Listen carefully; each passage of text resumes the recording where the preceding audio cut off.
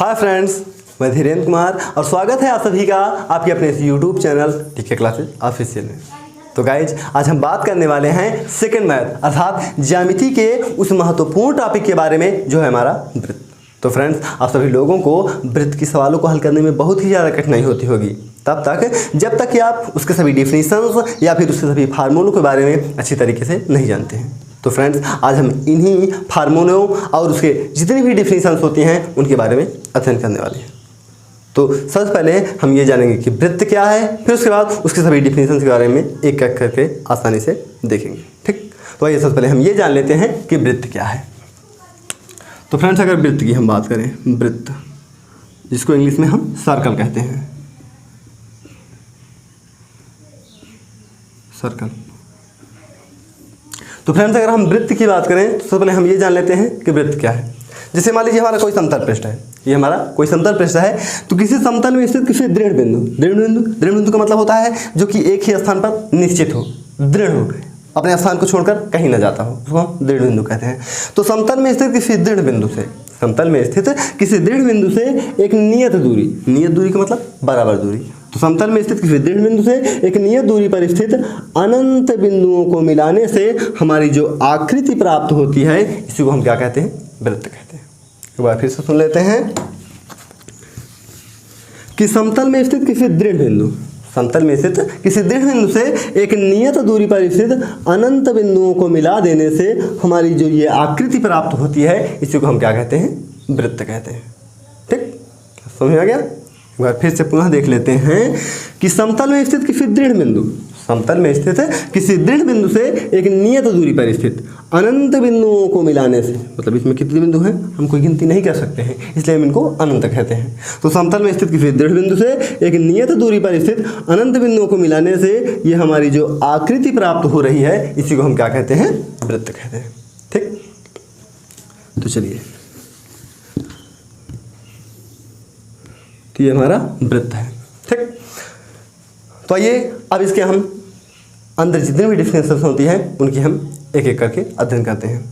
तो सबसे पहले हम इसकी बात करते हैं, केंद्र की। केंद्र की अगर हम बात की जाए फ्रेंड्स, तो सबसे पहले हम ये जान लेते हैं कि केंद्र क्या है। केंद्र क्या है? तो ये हमारा टोटल वृत्त है। अब वृत्त के जो मध्य में स्थित जो बिंदु होता है, वृत्त के मध्य में जो बिंदु स्थित होता है, इसी को हम वृत्त का केंद्र कहते हैं। यहाँ पर ये जो होता है हमेशा मध्य में ही होता है, हमेशा याद रखिए आप लोग। तो वृत्त के मध्य में जो बिंदु स्थित होता है, वृत्त के मध्य में जो बिंदु स्थित होता है, इसी को हम वृत्त का केंद्र कहते हैं। ठीक, अब परिधि जान लेते हैं कि क्या है परिधि। तो परिधि क्या है फ्रेंड्स? परिधि, ये इसको हम परिधि बोलते हैं। अगर इसके डिफिनीशन की बात की जाए तो ये हमारा केंद्र है। तो केंद्र के चारों ओर खींची जाने वाली वृत्ताकार रेखा, केंद्र, अब ये केंद्र के चारों ओर वृत्ताकार रेखा खींची जा रही है, अर्थात केंद्र के चारों ओर खींची जाने वाली जो वृत्ताकार रेखा होती है वो हमारी क्या कहलाती है? परिधि कहलाती है। ठीक, वृत्त केंद्र के चारों ओर खींची जाने वाली वृत्ताकार रेखा हमारी वृत्त की परिधि कहलाती है। ठीक, तो ये हमारा केंद्र और ये हमारी परिधि। अब बात कर लेते हैं हम थोड़ा इसके अंदर की डिफिनीशन के बारे में। तो ये क्या है? ये हमारी त्रिज्या है फ्रेंड्स, त्रिज्या। अब त्रिज्या क्या है? ये हमारा वृत्त का केंद्र होता है और इसे मान लीजिए ये हमारी परिधि है। तो केंद्र और ये हमारी परिधि, तो केंद्र से लेकर के परिधि तक, केंद्र से लेकर के परिधि तक, तो केंद्र से लेकर के परिधि तक के बीच की जो दूरी होती है, केंद्र से परिधि तक के बीच की जो दूरी होती है, उसी को हम वृत्त की क्या कहते हैं? त्रिज्या कहते हैं। ठीक, वृत्त का केंद्र और ये हमारी परिधि। तो वृत्त के केंद्र से परिधि के बीच की जो दूरी होती है, वृत्त के केंद्र और परिधि के बीच की जो दूरी होती है, उसी को हम क्या कहते हैं फ्रेंड्स? त्रिज्या कहते हैं। और त्रिज्या को हम आर से डिनोट करते हैं। किससे डिनोट करते हैं? आर से डिनोट करते हैं। और ये अगर हमारी त्रिज्या है तो केंद्र से परिधि तक ये भी हमारी त्रिज्या होगी, ये भी हमारी त्रिज्या होगी, ये भी हमारी त्रिज्या होगी। अगर इसकी लंबाई आर है तो सबकी लंबाई भाई आर होगी, सबकी लंबाई आर होगी, है कि नहीं है? क्योंकि एक ही वृत्तखंड में जितनी त्रिज्याएं खींची जाती हैं, एक ही वृत्तखंड में जितनी त्रिज्याएं खींची जाती हैं उन सभी त्रिज्याओं की जो लंबाइयाँ होती हैं वो क्या होती हैं, बराबर होती हैं। ठीक, तो ये हमारा केंद्र और ये वृत्त की परिधि। तो केंद्र से परिधि तक के बीच की जो दूरी होती है उसको हम त्रिज्या कहते हैं और त्रिज्या को हम r से डिनोट करते हैं। और सबसे खास बात ये है कि एक ही वृत्तखंड में जितनी हमारी त्रिज्याएं खींची जाएंगी, एक ही वृत्तखंड में जितनी हमारी त्रिज्याएं खींची जाएंगी सभी त्रिज्याओं की लंबाइयाँ जो होंगी वो बराबर होंगी। अगर एक की लंबाई हम 5 सेंटीमीटर मान लेते हैं, सबकी लंबाई 5 सेंटीमीटर होगी। ठीक, अब अगर इसके हम फार्मूले की बात करें तो चूंकि हम त्रिज्या को r से डिनोट करते हैं तो त्रिज्या बराबर जो हमारा सूत्र होता है वो होता है व्यास बटे 2। त्रिज्या बराबर ये हमारा फार्मूला होता है। अब चूंकि हम त्रिज्या को r से डिनोट करते हैं तो ये सूत्र हमारा हो जाता है r बराबर d/2। तो चाहे आप त्रिज्या बराबर व्यास बाई 2 कहिए या फिर आप इसी को कह सकते हैं r बराबर d/2। ठीक, तो ये हमारी त्रिज्या होती है। चलिए अब बात कर लेते हैं हम व्यास के बारे में कि हमारा व्यास क्या है। तो व्यास क्या है फ्रेंड्स,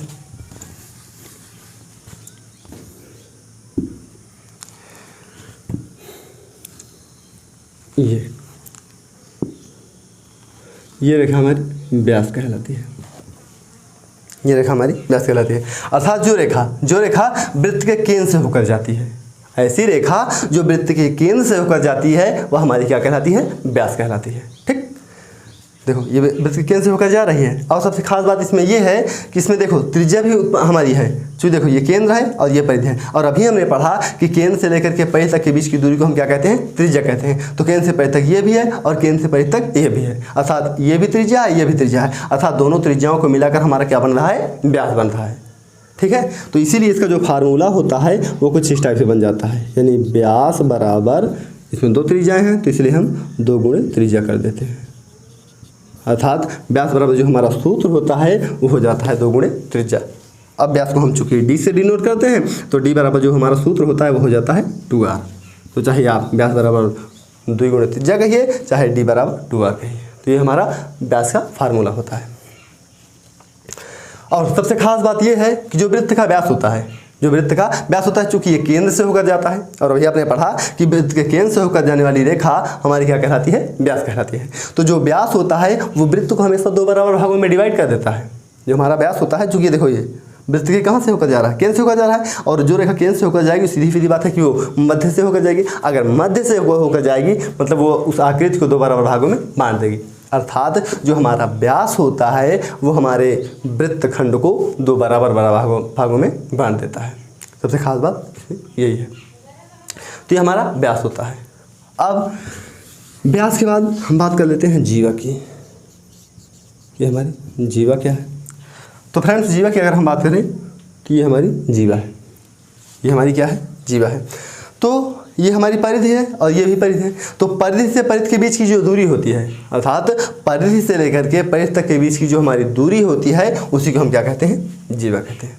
ठीक, अर्थात किसी वृत्त के परिधि से लेकर के परिधि तक, किसी वृत्त के परिधि से लेकर के परिधि तक के बीच की जो हमारी दूरी होती है उसी को हम क्या कहते हैं फ्रेंड्स, जीवा कहते हैं। अब ये भी हमारी जीवा है, जो कि ये भी परिधि से परिधि तक है।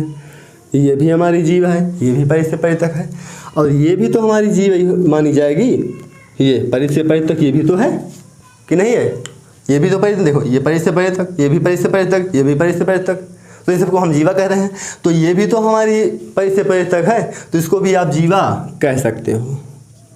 अर्थात ये इसको हम व्यास भी कह सकते हैं और जीवा भी कह सकते हैं। इसीलिए कहा जाता है कि जो वृत्त का व्यास होता है, किसी भी वृत्त में जो वृत्त का व्यास हमारा होता है वही हमारी सबसे बड़ी जीवा होती है। ठीक, और इसमें खास बात कुछ और है कि जो जीवाएं वृत्त के व्यास के जितने नज़दीक होंगी, जो जीवाएं वृत्त के व्यास के जितने नज़दीक होंगी वो उतनी ज़्यादा बड़ी होंगी, और जो जीवाएं वृत्त से जितनी ज़्यादा दूरी पर होंगी वो उतनी ज़्यादा छोटी होंगी। आप बखूबी देख रहे होंगे कि ये वृत्त के सबसे समीप है, देखो ये बड़ी है, फिर उससे छोटी, फिर उससे छोटी, अर्थात जो जीवा वृत्त के व्यास के जितने पास होगी वो उतनी ज़्यादा बड़ी होगी, और जो जीवा वृत्त के व्यास से जितनी दूरी पर होगी वो उतनी ज़्यादा छोटी होगी। तो ये हमारी जीवा होती है। ठीक,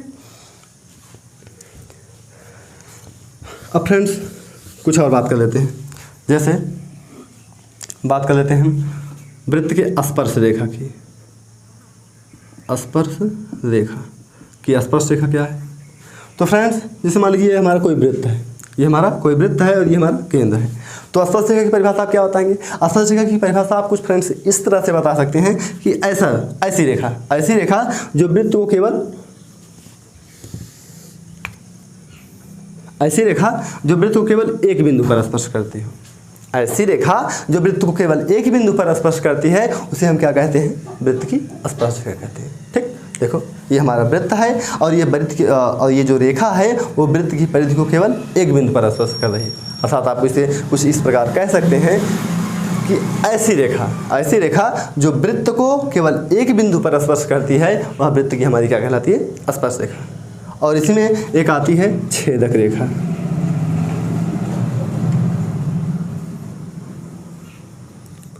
छेदक रेखा, अब छेदक रेखा क्या है? छेदक रेखा वो रेखा होती है जो वृत्त को दो बिंदुओं पर स्पर्श करती है। ऐसी रेखा जो वृत्त को दो बिंदुओं पर स्पर्श करती है। देखो ये वाली जो रेखा है ये यहाँ पर भी स्पर्श कर रही है, यहाँ पर भी स्पर्श कर रही है, अर्थात प्रतिच्छेदित भी कह सकते हो आप। ऐसी रेखा जो वृत्त को दो बिंदुओं पर प्रतिच्छेदित करती है उसे हम क्या कहते हैं? छेदक रेखा। इसकी नॉर्मली परिभाषा आप कुछ इस तरह से भी बता सकते हो कि ऐसी रेखा जो वृत्त को छेदते हुए जाती है, ऐसी रेखा जो वृत्त को छेदते हुए जाती है वो हमारी क्या कहलाती है? छेदक रेखा कहलाती है। ठीक, और स्पर्श रेखा की सबसे बड़ी खासियत क्या है? स्पर्श रेखा की सबसे बड़ी खासियत फ्रेंड्स ये होती है कि स्पर्श रेखाएं ये हमारी त्रिज्या है, तो स्पर्श रेखाएं जो होती हैं वो त्रिज्या पर हमेशा लंब होती हैं, अर्थात यहाँ पर कितने अंश कोण बनाएंगी? 90 अंश कोण बनाएंगी। यानी कि चूँकि ये हमारा केंद्र है वृत्त का और ये हमारी परिधि है, तो केंद्र से परिधि तक के बीच की दूरी को हम क्या कहते हैं? त्रिज्या कहते हैं। तो जो त्रिज्याएं होती हैं फ्रेंड्स वो हमारी स्पर्श रेखा पर क्या होती हैं? लंब होती हैं, अर्थात यहाँ पर कितने अंश कोण बनाती हैं? 90 अंश कोण बनाती हैं। और एक सबसे खास बात ये भी है कि जैसे मान लीजिए कोई वृत्त है और ये मान लीजिए कोई बाह्य बिंदु स्थित है, ये हमारे वृत्त का केंद्र है, तो ये वृत्त और ये वृत्त का केंद्र और ये कोई बाह्य बिंदु। तो फ्रेंड्स किसी बाह्य बिंदु से, वृत्त के किसी बाह्य बिंदु से जितनी भी स्पर्श रेखाएं खींची जाएंगी, वृत्त के किसी बाह्य बिंदु से जितनी स्पर्श रेखाएं खींची जाएंगी उन सभी स्पर्श रेखाओं की जो लंबाइयाँ होंगी वो बराबर होंगी। अर्थात वृत्त के किसी बाह्य बिंदु से वृत्त पर खींचे गए स्पर्श रेखाओं की जो लंबाइयाँ होती हैं वो सब क्या होती हैं? बराबर होती हैं। ठीक, तो इन सब चीज़ों को आप अच्छी तरीके से याद रखिए, ये सारी जानकारियाँ आपको सवाल हल करते समय अच्छी तरीके से काम देंगी। ठीक, अर्थात वृत्त के बाह्य बिंदु से वृत्त पर खींचे गए सभी स्पर्श रेखाओं की जो लंबाइयाँ होंगी वो हमारी क्या होंगी? बराबर होंगी। जैसे मान लीजिए इसको हम यानी P मान लेते हैं, इसको A मान लेते हैं, इसको B मान लेते हैं, तो ये हमारा AP जो है AP स्पर्श रेखा BP स्पर्श रेखा के बराबर होगी। ठीक, चलिए और कुछ इसके फार्मूलों के बारे में बात कर लेते हैं। जैसे मान लीजिए हमारा वृत्त है, ये हमारा क्या है? वृत्त है।